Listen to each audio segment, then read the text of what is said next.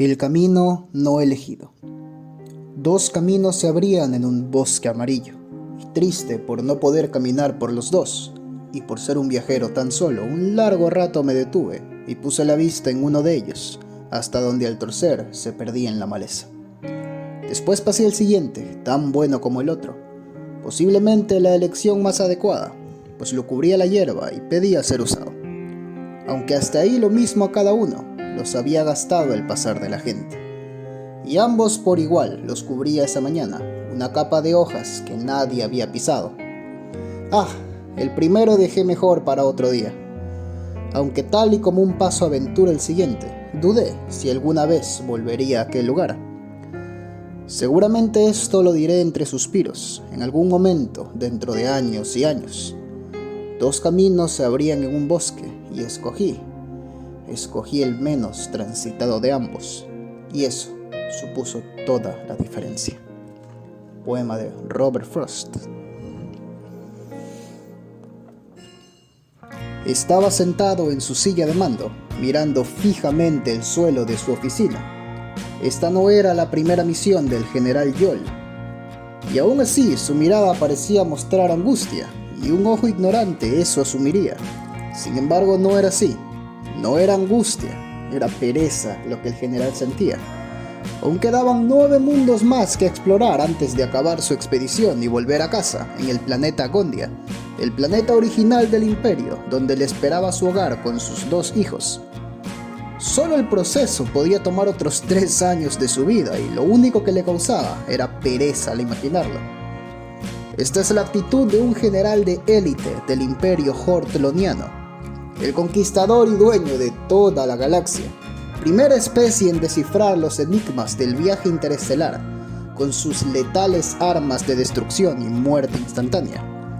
El imperio que ha conquistado ya a una 1/8 parte de toda la galaxia conocida, y eventualmente se hará con más planetas. El general Yol personalmente ha participado en la conquista de centenares de planetas. Entre todos estos ha subyugado a 4 especies civilizadas y aniquilado a casi 50 especies incivilizadas. Porque el imperio hortloniano no es un imperio cruel. Sus directivas principales son muy claras y sencillas. Se expandirá más y más, poniendo sus garras en cada planeta habitable y decente a su alcance. Si se encuentra con una especie ya ocupando el planeta, con una capacidad intelectual necesaria para ser considerada civilizada, le permitirá el honor de mantener su existencia como servidumbre. A cambio recibirán la protección absoluta de la entidad más poderosa de la galaxia y posiblemente del universo entero. Solo deben pagar sus impuestos y continuar con lealtad indudable. Y si se niegan a tal magnífico regalo y acto de misericordia, pues su destino es el mismo del que se tratase alguna otra especie sin civilizar: la muerte y extinción inmediata. Honestamente, tampoco es que fuese muy difícil. El armamento hortloniano no tiene igual. Desde hace casi varios milenios alcanzaron la perfección armamentaria. Sus dispositivos de muerte instantánea, brindada al enemigo en forma de una explosión colosal, comprimida y contenida hasta el punto más pequeño, capaz de matar de un impacto y atravesar cualquier armadura. De hecho, los propios hortlonianos aún no desarrollan una defensa capaz de manejar eficientemente sus propias armas. Así de avanzados están. Conquistar planetas es tarea sencilla cuando tienes todo a tu favor. No hay desafío, no hay dificultad, solo es una inútil pérdida de tiempo. Y perder el tiempo solo causa pereza. Pereza que consume el general Yol. Mas sin embargo sabe que es su deber. Con su tripulación completa de 55 hortlonianos, incluyéndose, empiezan la patrulla de exploración en los últimos 9 mundos de su misión. La estrella de ese sistema, con sus 9 mundos, es visible rápidamente como un punto más brillante que el resto. Ahora bien, los hortlonianos no son idiotas, tampoco necesitan desperdiciar tiempo valioso. Y el primer planeta a su vista, un planeta pequeño y gris, más lejano de su estrella, no tiene las condiciones para vivir apropiadas, ni para ser explorado cómodamente. Luego está el planeta azul gigante, que según los astrónomos está repleto de agua. Pero eso era todo. solo agua. No había dónde aterrizar, así que solo fue marcado con una gran X en el mapa y en los apuntes para una futura extracción. Lo ideal ahora mismo es un planeta habitable para montar la base y empezar la construcción del punto de encuentro y reabastecimiento. El siguiente planeta era en cambio una bola de hielo, aparentemente incluso más frío que el anterior. No hay hortroliano que sobreviva 3 segundos en estas condiciones, así que siguieron adelante, avanzando más a velocidades incalculables. Se toparon con un hermoso planeta amarillo, pálido y sereno, y con una serie de anillos afilados. Pero al ser otro gigante gaseoso, no había superficie, por lo que la tripulación continuó su rumbo. El siguiente planeta se veía como la definición de la maldad, la clase de planeta que emitía un aura de crueldad y malicia. Era un planeta de color naranja, con un hexágono colosal perfectamente limitado. El general Yol muy rara vez veía planetas tan extraños. La tripulación entera sintió penumbra al pasar y apreciarlo más de cerca. Ya van 5 planetas y ninguno muestra potencial, pero usualmente esto sucede en los planetas más alejados de su estrella. Posterior había un planeta rojo y sólido, con buena temperatura, buena gravedad.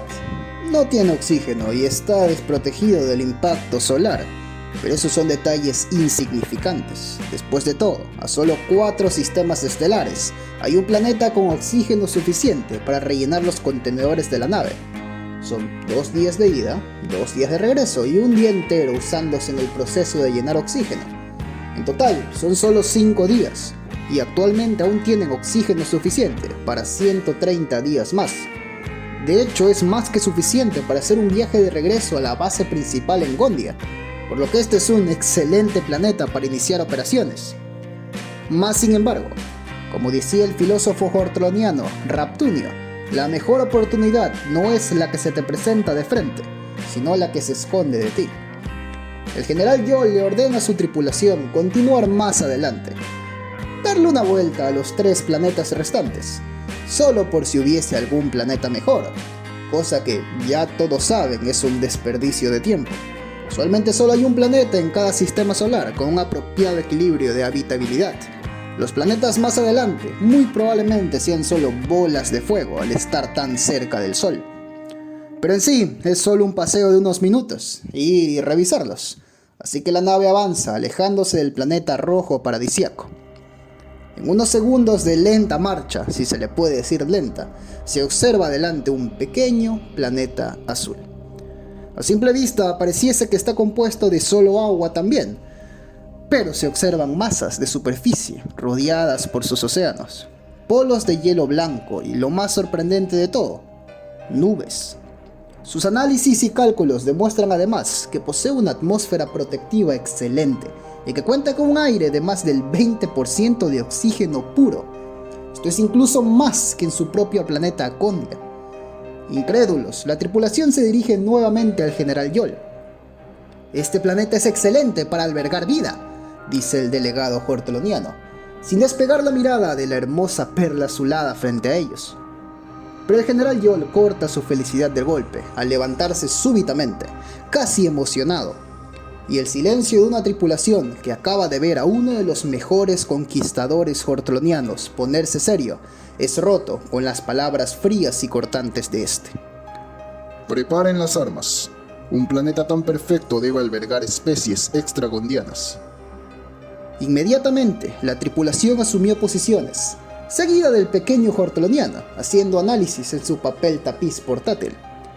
Luego de un par de minutos, alza su voz diciendo: «General, según las estimaciones principales, seguido al estado desolado de los demás planetas, puedo asegurar que esta especie en este planeta es incivilizada, posiblemente ignorante». A lo que el general silencia con su retumbante voz: Es imposible que un planeta con tan perfectas condiciones habitables no sea capaz de albergar una especie inteligente, novato. Yo personalmente he conquistado especies con planetas cuya mitad es un desierto flameante y su restante una tumba congelada, donde la única especie existía en una fina franja en la zona donde ambas mortíferas temperaturas chocaban. E incluso ellos estaban civilizados. Recalcula todo y repite los análisis. Y tembloroso, el pequeño hortoloniano responde: ese es el inconveniente, general. Probablemente la especie que habita este planeta estuvo en tan perfectas condiciones que nunca se requirió su evolución o desarrollo de inteligencia. La abundancia de recursos y agua posiblemente estancaron su desarrollo.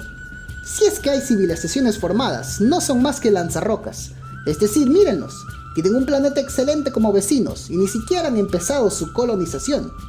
Nada indica más mediocridad e incivilización que eso. Y esto es la verdad. La única diferencia para un hortoloniano sobre el estado de civilización de una especie, o no, yacía en una simple tecnología. Tecnología que toda especie obtiene relativamente rápido y muestra la cúspide de un cerebro pensante: la capacidad del viaje interplanetario. Y una especie que ni siquiera ha explorado y habitado sus planetas vecinos, solo indica la ausencia de esta tecnología. Cabe recalcar que tampoco es que es fácil obtenerla. Por algo es la marca de la diferencia entre especies. A los propios hortolonianos les tomó millones de años descubrirla, y en sí son pocas las especies que lo han logrado. Bajo esta métrica, la gran mayoría de especies en la galaxia son consideradas menos que animales de pasto para los hortolonianos, y esa es la razón que la gran mayoría de especies que alguna vez existieron en esta galaxia, ahora ya no lo hacen. Con esta lógica, la especie que probablemente habite este planeta celestial y perfecto no es más que una molestia. La idea que una especie con un planeta tan ideal sea capaz de desperdiciar tales perfectas condiciones ofende mucho al general Yol, golpeando su escritorio con su segunda extremidad central. Esos ignorantes imbéciles diminutos, habiendo recibido tal bendición del todopoderoso Ultis, que es el dios monoteísta de los hortlanianos, y no hacer nada con esa bendición, demuestra una mediocridad excesiva. En el supuesto caso de que se decidiera brindarles la misericordia dada a las especies civilizadas, esta especie buena para nada probablemente gaste más recursos que los que podrían dar al imperio. Es necesario eliminarlos inmediatamente. No quiero que sus inútiles cadáveres contaminen el precioso aire ahí abajo. Tripulación, tomen armas. Bajaremos de inmediato. Las palabras del general causaron la misma emoción que reflejaban, y la tripulación entera de 55 hortolonianos, de los cuales 30 eran guerreros, sintieron la ofensa y enojo por una especie cuyo único pecado fue existir despreocupadamente. Caminando hacia el armamento, cada uno de los 30 miembros tomaron su respectiva arma de destrucción explosiva concentrada. La versión grande, capaz de causar más daño a más distancia, y la versión pequeña, para encuentros cercanos. Se colocaron su vestimenta defensiva, reforzada con la última tecnología hortoloniana, de aquel metal milagroso capaz de repeler todo daño, excepto, claro, el daño de sus propias armas. Pero honestamente, no hay nada que sea capaz de detener a estas armas en toda la galaxia. No. La defensa era para las especies natales de los planetas conquistados. Esta armadura hortloniana costaba muchos recursos y era hecha exclusivamente a medida de cada guerrero. Y sean espadas, hachas o proyectiles, nada podía atravesarla. Cada hortloniano podía matar a un centenar de nativos antes de tener que recargar munición, pero generalmente nunca hacía falta matar a más de 15. El poder de las armas majestuosas en sus extremidades causaban terror tal en los nativos de cada planeta que cualquier intento de ofensiva era eliminado inmediatamente, barrido al instante por el miedo que la explosión causaba en ellos cuando el sonido de este era procesado. En sí, la mayoría de las especies morían de hambre y de condiciones climáticas en su desesperación por ocultarse de los invencibles hortolonianos. El propio general Yol tenía su arma personalizada, con una cuchilla de este metal casi indestructible en la punta de esta, simplemente por el efecto en la moral que brindaba ver a su indestructible general empalar a los enemigos, para luego aniquilarlos jalando el gatillo a quemarropa. Con los 30 hortolonianos armados, los 10 miembros de apoyo en sus posiciones, y los demás que cumplían funciones administrativas varias, junto al general Yol, empiezan el descenso lento al planeta. La parte más importante es buscar dónde se ubica la tribu principal de los nativos incivilizados, aterrizar en el centro de su aldea y masacrarlos en su sorpresa y confusión. Luego se arma un perímetro y se empieza la construcción de las fortificaciones y demás. Cuando un puesto de control esté listo, se usan las naves para viajar inmediatamente a otra aldea cercana y se repite el proceso. Los nativos solo tienen la opción de huir de toda civilización creada por ellos, o morir rápida y misericordiosamente a manos de los conquistadores. Y con esto la nave empieza su descenso. El sonido de la televisión es silenciado inmediatamente, mientras que a su vez el grito de queja de un pequeño niño en la Ciudad de México resuena en las paredes de la casa de los Hernández Silva. La escena de una madre apagando el televisor de su pequeño, porque ya son las 10 de la noche y mañana hay escuela. Y tras un par de reclamos que caen en oídos sordos de la madre, junto a la amenaza del cinturón hacia el pequeño Pablo, este obedece. Caminando y refunfuñando, para ser levantado por su padre, que le da vueltas en el aire sacándole una carcajada. «Papi, ¿por qué los ovnis siempre invaden Estados Unidos?», pregunta el pequeño. A lo que el padre se ríe y le responde: «Porque si invadieran México, los mandaríamos de patitas para su casa, y no habría película, mijo». Y mientras acuesta al pequeño Pablo y lo arropa con su manta de tigre, le dice: «Deja de hacer enojar a tu mami, ya sabes que te tienes que acostar temprano, campeón». Y en el silencio se retira, apagándole la luz. Pero esta noche de descanso de Pablo no llegaría ahora mismo, porque con un zumbido intenso retumban por un par de segundos las paredes de la casa, como si de un temblor se tratase. Asustado, el padre de Pablo recoge nuevamente a su hijo y van camino afuera. No es su primer temblor en este año, después de todo, aunque ese zumbido sí es nuevo para él. Afuera de su domicilio se encuentra junto a todos sus vecinos en la calle, mirando al horizonte o, mejor dicho, al cielo nocturno. El instinto lo hace voltear, y ahí entiende la fijación con ese punto. Flotando en el cielo estaba un objeto enorme, viajando de izquierda a derecha por la ciudad, a velocidades imposibles para un avión o helicóptero. En cada aumento de velocidad soltaba ese zumbido infernal. El miedo se apoderó de todos y los gritos iniciaron. Unos escondiéndose en sus domicilios, otros encendiendo sus vehículos y huyendo, mientras unos cuantos solo se quedaban en trance, con su mirada pegada a ese objeto desconocido. El general Yol ya tenía un par de minutos monitoreando la situación en su lento descenso. La tripulación se dirigía al hemisferio que al momento estaba iluminado por el sol, pero él dio la orden de dirigirse al hemisferio oscurecido. Una simple ventaja táctica. Los nativos incivilizados seguramente ni siquiera han dominado el arte de la iluminación nocturna permanente, como los hortlanianos, y es mucho más sencillo atacarlos desprevenidos en la oscuridad de la noche. Aunque es imposible que haya siquiera una sola pérdida hortlaniana, la realidad es que acelera mucho la conquista mientras más brutal es el primer ataque, por lo que cruzaron el océano en menos de un minuto, para tomárselo lento, dirigiéndose al continente en el que la noche reinaba por ahora. Aquel continente se extendía casi de polo a polo, llegando a la pregunta de ¿dónde aterrizar? ¿Dónde realizar el primer ataque? A lo que el general Yol dio nuevamente una respuesta táctica lógica. Iremos al centro del continente, en esa estrechez terrestre. De esa forma, conforme avance la conquista, los enemigos no podrán condensarse en un solo extremo y montar una ridícula, pero tediosa, última resistencia. Bajaron la velocidad un 800% y empezaron a patrullar la zona poblada de este centro, pasando primero por los bosques oscuros. Sin embargo, había algo que llamaba mucho la atención. Casi todo segmento que veían estaba en llamas, lo cual sí era muy extraño. Si se tratase de algún incendio generalizado, los bosques ya deberían ser cenizas. Pero este no era el caso. Cientos, miles, quizás millones de esferas de fuego llameante se apreciaban en toda dirección. ¿Por qué se está quemando el mundo, novato?, le decía el general a su analista a su lado. A lo que responde: no lo sé, señor, en serio no lo sé, realmente no tiene lógica.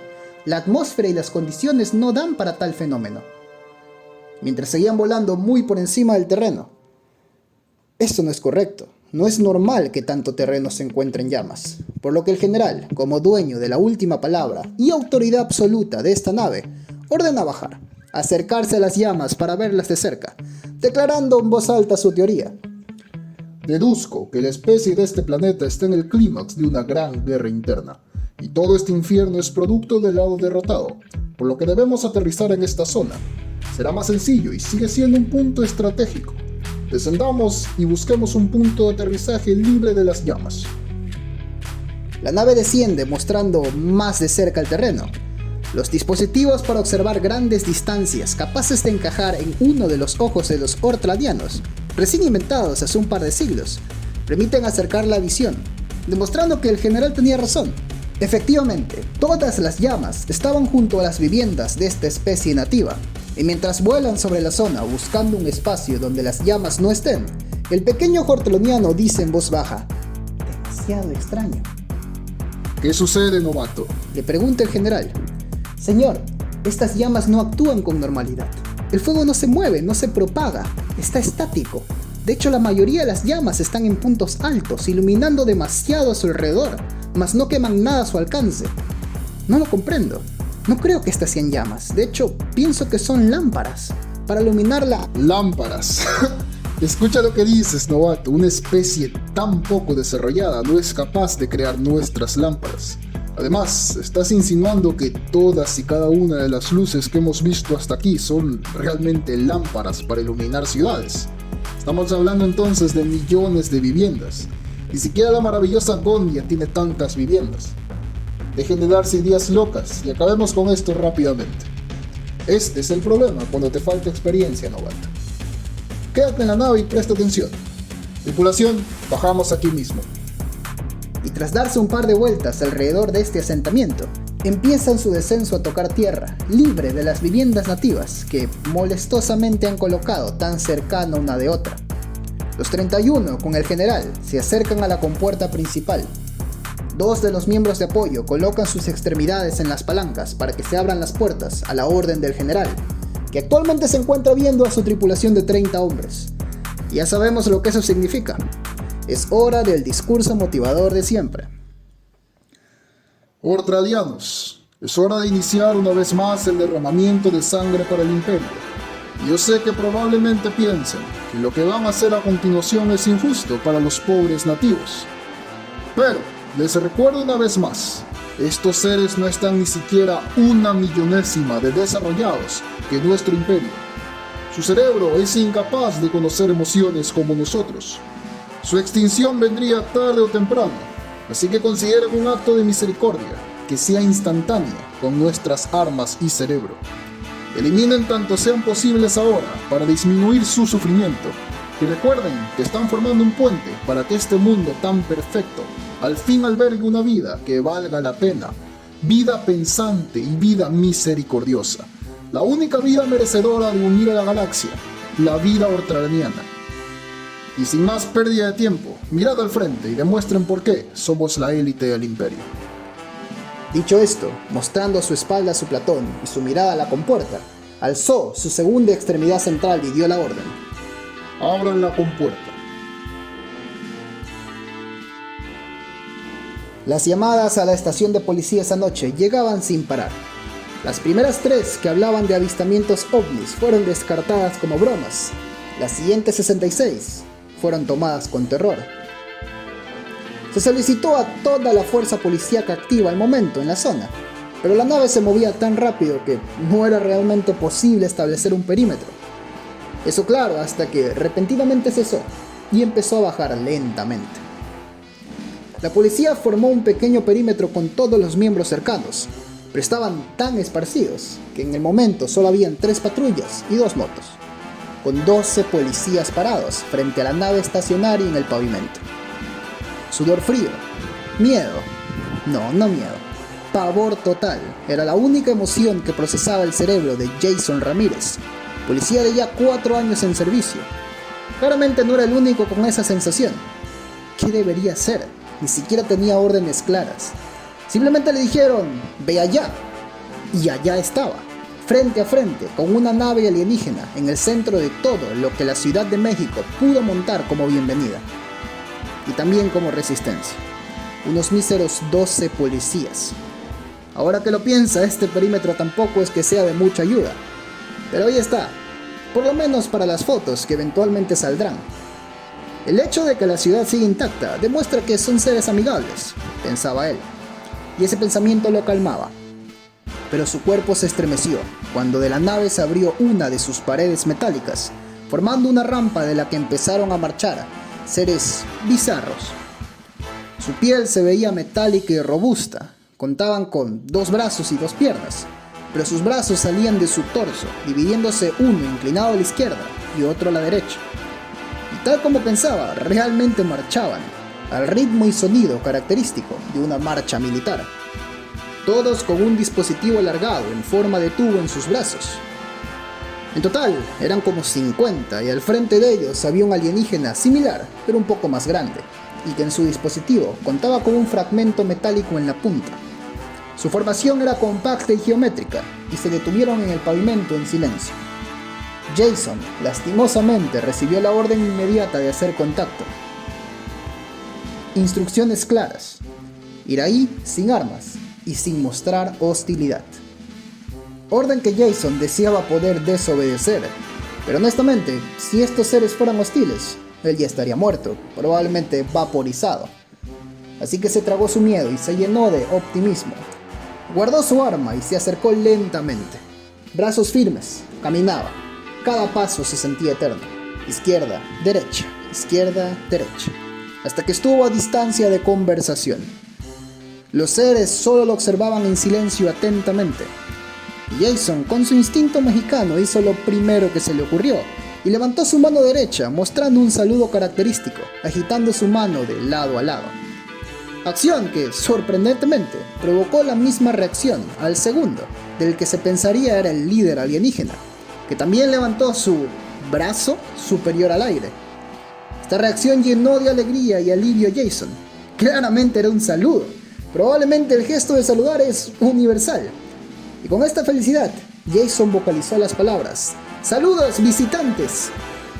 Palabras que cuando salieron de su boca, provocaron que el líder alienígena baje súbitamente su brazo.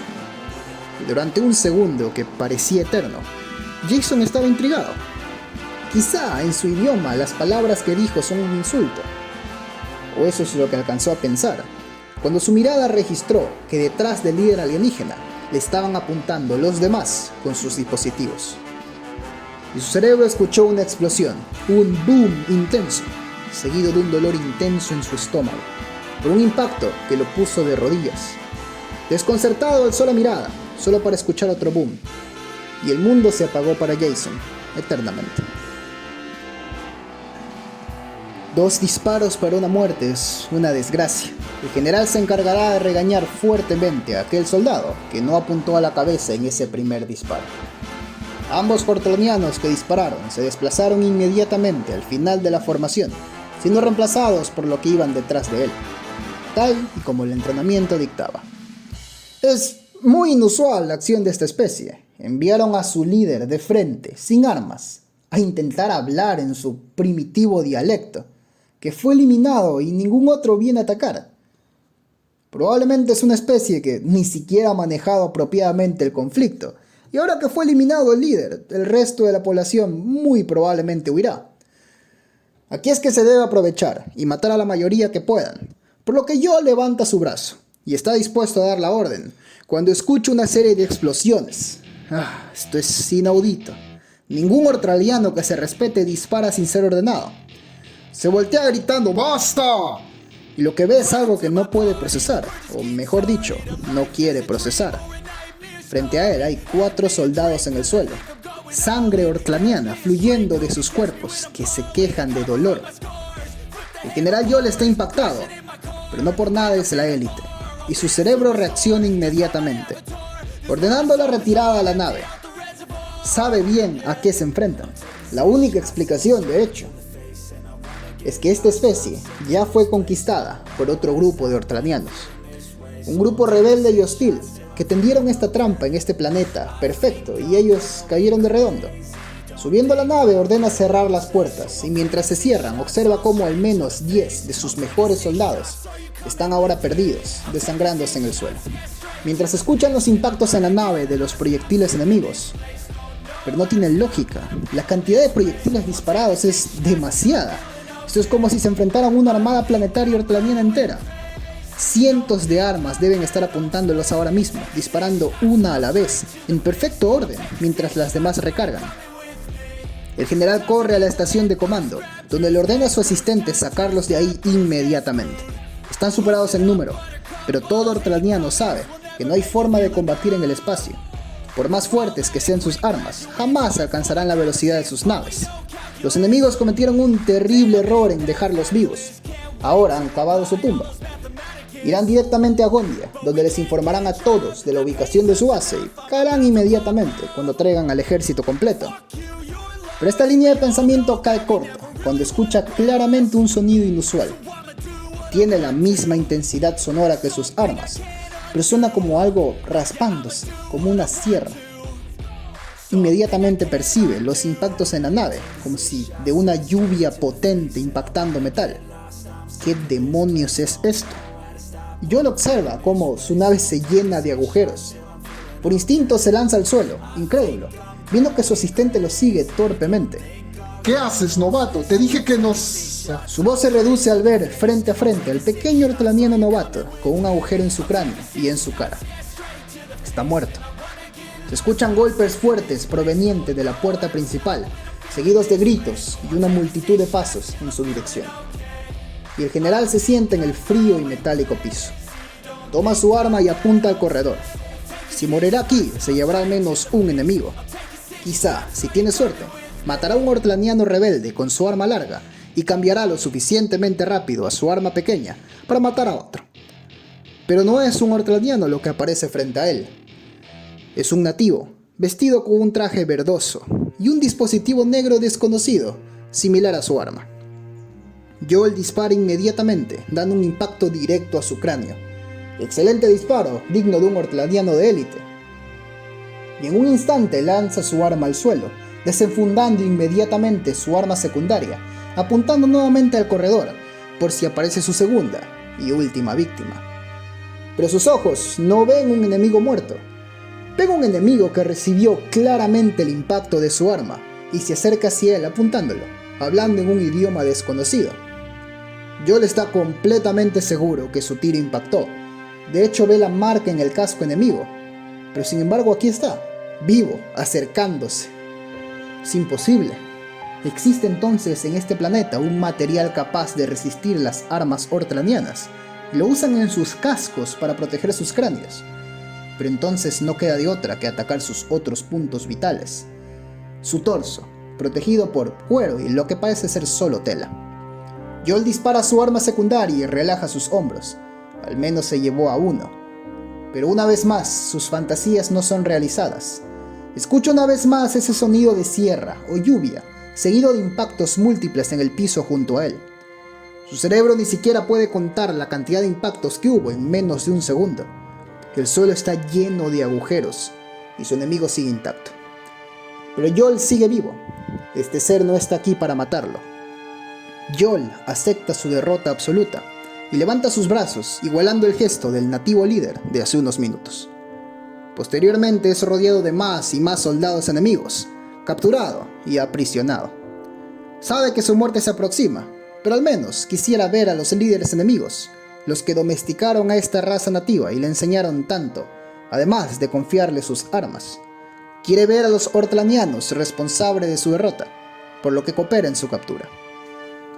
Han pasado aproximadamente 8 días desde su captura, y aún no hay ningún ortlaniano que se digne a presentarse. Es una gran celda compartida, pero separados individualmente, se encuentran 43 ortlanianos. Casi la mitad está débil pero recuperándose. No solo el armamento es asombroso, su medicina también lo es. Es casi imposible salvar la vida de un ser impactado por una bala ortlaniana, y aquí están vivos más de uno que recibieron más de una bala a la vez. Cada día vienen los nativos vestidos de blanco, junto a esa élite vestida de verde, a torturarlos. Los apuñalan con cuchillas diminutas para extraer su sangre, lentamente. Los iluminan con muy brillantes luces parpadeantes y cada día los hacen hablar. Aún no entienden su idioma ni ellos el suyo, pero aún así los hacen hablar. Los hacen escribir. Los hacen moverse como si de simples juguetes se tratasen. El trato más humillante jamás visto. Al menos, cuando los ortlanianos líderes de este planeta lleguen, podrán quejarse. Aún siendo enemigos, el orgullo de un ortlaniano obligaría a estos enemigos a castigar a sus nativas mascotas. Porque esa es la teoría que tienen. Definitivamente domesticaron a estos seres, pero no les confiaron la tecnología de viajar entre planetas, simplemente dejando este planeta como una trampa letal para el imperio ortlaniano. Pero hoy se cumplen 8 días de tortura. A su celda ingresa un nativo vestido de blanco, con un dispositivo rectangular brillando en su mano. Toca su dispositivo varias veces y de este sale sonido. No solo un sonido cualquiera, palabras civilizadas, palabras en lenguaje ortlaniano, diciendo claramente: ¿puedes entenderme? Yol está incrédulo. Claramente es un dispositivo de comunicación a distancia y el ortlaniano enemigo está comunicándose a través de él. ¿Por qué te escondes detrás de tus nativos? Ven y da la cara con valor, cobarde. El nativo presiona un par de veces más su rectángulo brilloso, que luego reproduce un sonido en el idioma de este. Luego vuelve a presionarlo y suena una vez más diciendo: estoy aquí, frente a ti, dando la cara con valor. ¿Cuál es su nombre? Me llamo Yol, general de élite de la Armada Majestuosa del Imperio Ortlaniano. Exijo hablar directamente con los ortlanianos a cargo de este planeta nativo. A cargo de este planeta, dices. Aquí no hay ortlanianos, nosotros somos humanos, nativos de este planeta. ¿Por qué nos atacaron? No me engañas, nativo humano. Sabemos que hay ortlanianos detrás de esta emboscada, aquellos que les dieron sus armas y tecnología. Estas armas y tecnología fueron creadas por nosotros, los humanos. Responde, ¿dónde se encuentra su planeta de origen? No sacarás nada mintiéndome. Una simple y primitiva especie que aún no sale de su planeta no sería capaz ni de manejar los metales que los ortlanianos manejan. Es imposible que hayan creado tal nivel de tecnología. Con que así es, ¿ah? Es por eso que vinieron con armas tan primitivas a conquistarnos. ¿Por qué nos catalogan como primitivos? ¿Armas primitivas? ¿Cómo te atreves? Las armas ortlanianas son las más poderosas de la galaxia. No existe especie que pueda hacerles frente. Desarrolladas con fino y complicado manejo de metales y el polvo negro casi imposible de procesar, junto a cálculos y diseños indescriptibles que solo nuestra mente superior maneja. Armas que fueron regaladas a ustedes, especie inferior, sin merecerlas. ¿En serio quieres que me crea que una especie que dice haber dominado a media galaxia solo cuenta con esto como su arma más poderosa? Dice el nativo, levantando el arma de Yol frente a él. Esto es un mosquete, o quizás un arcabuz. ¿Por qué venir con algo tan ineficiente? Ni Cristóbal Colón se atrevió a conquistar un mundo con algo tan débil. ¿Por qué gastar tanto tiempo en un disparo cuando puedes hacer esto? Dicho esto, se dirigió al nativo de verde, detrás, que con su arma apuntó a la pared de su celda, y jaló del gatillo, disparando nuevamente más de una docena de disparos en un parpadeo, provocando los gritos de los ortlanianos capturados, excepto Yol, que solo apretó su mandíbula. A partir de hoy vamos a charlar mucho, querido Yol, y espero que nos cuentes todo sobre su imperio. Pero antes, quiero decir en nombre de la humanidad, muchas gracias por enseñarnos esta tecnología de viaje interestelar. Tengo entendido que era algo tan sencillo que tiene el mundo científico sintiéndose muy tonto por jamás haberlo descubierto. Bueno, nos vemos pronto, dijo mientras se retiraba de su celda. Yol lo entendía por su actitud, su confianza, además de la forma en la que el nativo de blanco ordenó al de verde. Denotaba organización, notaba jerarquía. Esta sí era una especie civilizada, avanzada, poderosa, no, muy poderosa, que por un milagro y misericordia del todopoderoso Ultis se le había ocultado el viaje interestelar, y ahora por su culpa lo tienen. Todo por culpa del filósofo Raptunio y sus estúpidas y avaras enseñanzas. No, fue por culpa del analista muerto que no procesó bien la información. O no, fue culpa del imperio entero por nunca desarrollar armamento más fuerte, o mejor dicho, no era culpa de nadie. Esta especie es invencible. Fue capaz de tomar un ataque sorpresa de la élite ortlaniana y dominar la armada entera con una sola casualidad. Casualidad que solo pasó porque intentaron iniciar pacíficamente el primer contacto. Esta especie es demasiado peligrosa, dijo Yol, pensando en voz alta. ¿Cómo dice, general? ¿Cree que la especie nativa es demasiado agresiva? Entonces tenemos una oportunidad de escapar, si se rebelan con los ortlanianos rebeldes de este planeta, ¿verdad? No, imbécil. No hay ortlanianos aquí. Ellos son la especie dominante de este planeta. La especie dominante en general. Le disparé 2 veces a un soldado suyo y ni siquiera lo detuvo. Tienen armamento para conquistar todo Gondia sin perder un solo soldado. Tienen defensas para hacer de nuestras armas inútiles. Nuestra única esperanza como especie era de que esta especie nunca descubriera cómo viajar por el espacio y se extinguiera sola, porque de alguna forma estúpida nunca se dieron cuenta. Y llegamos nosotros y se la dimos en bandeja de plata. Y no solo eso, rechazamos su intento de pacifismo, matando a su líder que vino a hablar con nosotros. Acabamos de condenar a todo el imperio, o no, toda la galaxia, quizá el universo entero, decía casi temblando Yol. Pero general, al imperio le tomó milenios conquistar todo lo que tiene de la galaxia bajo su manto. Ahora cada planeta viene con nuestra tecnología. Eventualmente habrá resistencia. Solo nos tomará replicar sus armas y vencerlos poco a poco. El imperio siempre se va a mantener en pie. Esto es solo un tropiezo. Yol golpea la pared adyacente a su celda. Soldado, este enfrentamiento no lo ganaremos luchando. Esta especie tiene poblado su planeta entero. Y nuestros planetas conquistados más poblados no superan los 100.000 ortlanianos. En este enfrentamiento nuestra especie solo tiene una posibilidad de sobrevivir. Y esa es la misma forma que tienen las especies con las que siempre nos hemos encontrado. Debemos agachar la cabeza. Debemos rogar por misericordia y demostrar que somos útiles. ¿Qué dice, general? Un ortlaniano jamás agacha... Ya escuchaste al nativo. Nos ven como primitivos. Tomó nuestras armas y se burló de ellas. Y sabes bien qué hacemos nosotros cuando vemos a una especie como primitiva. No hay forma, soldado. Debemos rogar por misericordia que nosotros jamás hubiésemos brindado. Pedirle a esta especie que le perdone la existencia a una especie tan primitiva como nosotros, ante sus ojos. Y se acabó la discusión. Mi última orden es la siguiente. La próxima vez que aparezcan los nativos, mostrar su misión y obedecer todos sus mandados. Pero no hubo respuesta. Solo el triste silencio de lo que fue alguna vez el orgullo de la especie autoproclamada más poderosa de la galaxia, viéndose obligada a vivir de rodillas. El mundo cayó en un caos mediático con la invasión alienígena. El gobierno de México fue amenazado por todas las potencias mundiales con ceder a los alienígenas y a su nave. China amenazó con invasión, Rusia con bombas nucleares. Estados Unidos ni siquiera amenazó, solo lo ordenó. A las pocas horas empezaron las demás amenazas.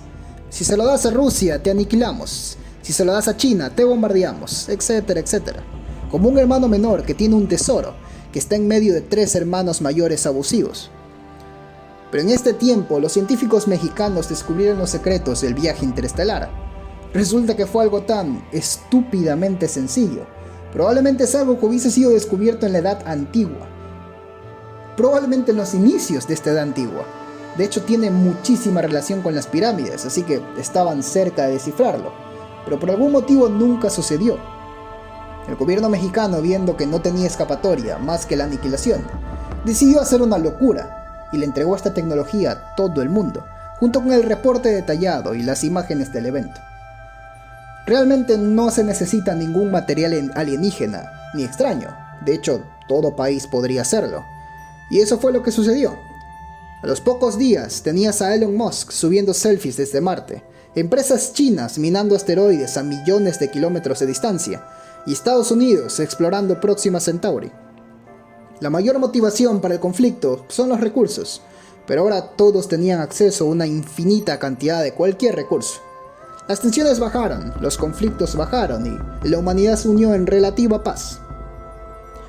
Con el tema de discusión polémico del momento siendo, ¿qué haremos con este imperio agresor que tiene a media galaxia en sus garras? Pero esa es una historia para otro día. Soy el Dr. Mix y espero que te haya gustado este video. Si es así, suscríbete para no perderte otros y compártelo con tus amigos. Hasta la próxima.